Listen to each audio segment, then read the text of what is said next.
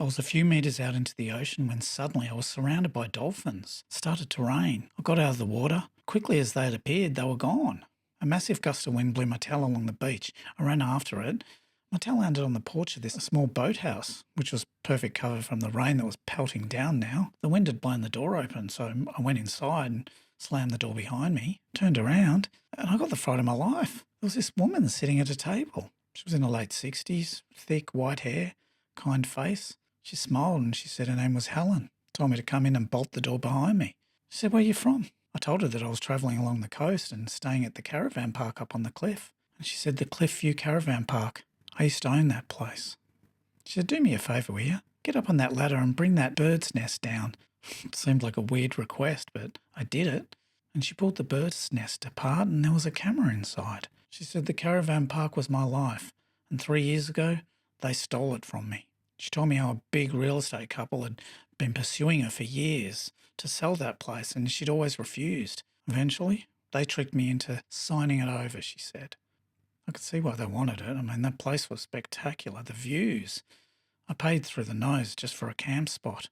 The actual cabins, well, they cost a fortune. And Helen said that she never charged that much, and they'd made it unaffordable for the average family that used to frequent the place. Helen asked me who had checked me in at the reception. I said, "This lady with bright blue eyeshadow who stunk of perfume." Helen scoffed and said, "That's a wife, Gertrude. She's the one that lured me down to this beach box 3 years ago." She pressed the camera tightly into my hand and she said, "It's all there." Her voice filled with rage. The rain had stopped. Helen got up and opened the door, and the sun glared in, and her long, floaty dress was blowing in the wind as she walked down to the water. I went out to the porch, and I saw those dolphins were back. And they gathered around her as she entered the sea. They seemed to be leading her in. I went down to the shore, but by the time I got there, Helen was gone, like nowhere in sight.